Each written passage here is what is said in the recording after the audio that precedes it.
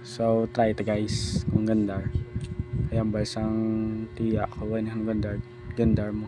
So iginislan ko CD kung gandar siya, pero try ito kung gandar. Okay, let's go. So saksak ko na guys. Saksak ko sa.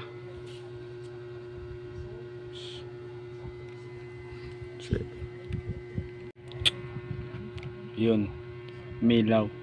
Kasi ang cellphone na ito guys ay nabasa. So napaayos ko.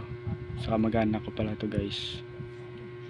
So try natin kung ma-open sa home niya. So yun guys, mandar naman siya.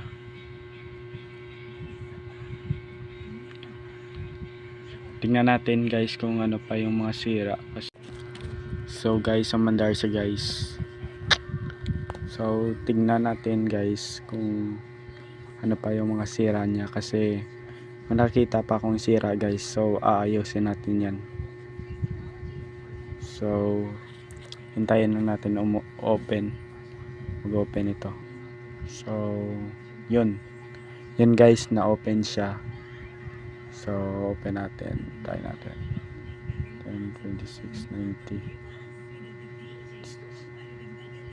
Yun, kasi naglalag ko siguro.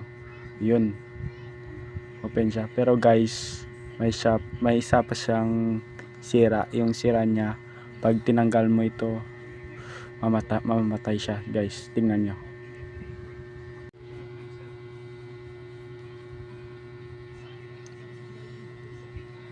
Yan guys, yan guys, pag tinanggal yung charger, namamatay siya guys.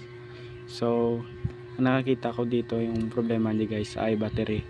So yung battery guys, sira yung fuse. So aayusin natin dito yung fuse niya sa dito.